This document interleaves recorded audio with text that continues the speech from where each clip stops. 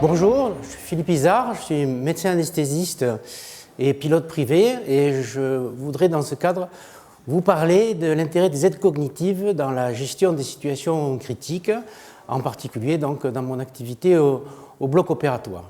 Pourquoi ce sujet est intéressant? C'est parce que j'ai une carrière qui m'a permis de suivre l'évolution des techniques dans mon métier.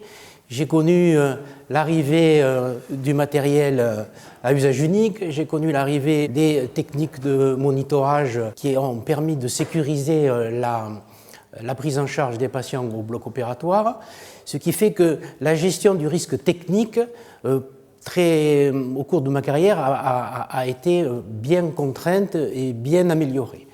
Or maintenant, la seule chose qui reste à améliorer quand on veut augmenter la sécurité au bloc opératoire, c'est la gestion du savoir-faire non technique, c'est-à-dire la gestion de l'erreur humaine.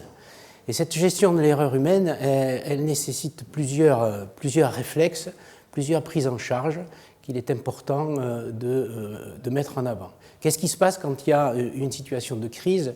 Eh bien, c'est tout à fait comparable à ce qui se passe dans une situation aiguë en pilotage.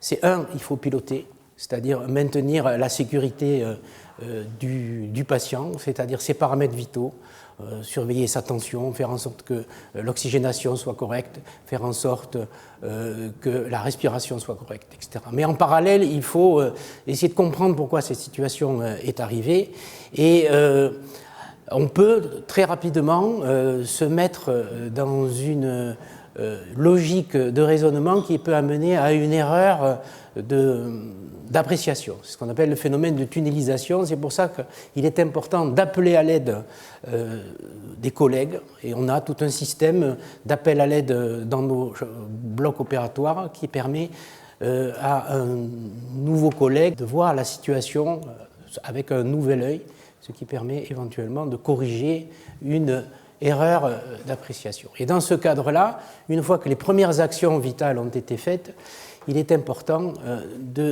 d'utiliser des outils d'aide cognitive, c'est-à-dire des fiches comme en aviation. Quand on gère une panne, on gère l'urgence et après on vérifie que les premiers gestes ont été corrects pour essayer de comprendre ce qui s'est passé de manière à ce que si on ne comprend pas rapidement ce qui s'est passé, la situation peut se reproduire et rentrer dans une spirale beaucoup plus compliquée. On utilise également des petites routines de checklist de vérification pour prévenir l'apparition de ces situations critiques, de manière à contrôler ces paramètres vitaux et de voir s'ils vont dériver rapidement et éliminer un oubli par exemple de réglage de ventilation, de réglage du niveau d'anesthésie, de compensation de la tension artérielle, etc. Et toutes ces petites routines systématiques basées sur des circuits visuels, tout à fait comme ce qui se passe dans un cockpit d'avion, est vraiment les choses qu'il va falloir développer et systématiser maintenant. Pour ça, on améliore la communication dans l'équipe en utilisant des outils de fiabilisation. C'est important de souligner l'utilisation de ces dispositifs. On s'entraîne à la simulation également et on diffuse ces informations dans d'autres hôpitaux que l'on soutient dans des pays émergents. Pourquoi? Parce qu'on s'est rendu compte que l'utilisation de ces techniques, quel que soit le niveau technique de l'hôpital, et même si le niveau technique de cet hôpital n'est pas hyper performant comme les hôpitaux occidentaux, on améliore quand même la mortalité, la morbidité. C'est ce qui a amené à l'utilisation systématique des checklists depuis les années 2011 en France. Et donc tout ceci a conduit à une amélioration de la sécurité. Il est important d'implémenter ces techniques, de diffuser ces informations, de bien faire comprendre comment utiliser une checklist. Ce n'est pas quelque chose que l'on remplit à la fin d'une intervention pour être en accord avec la réglementation.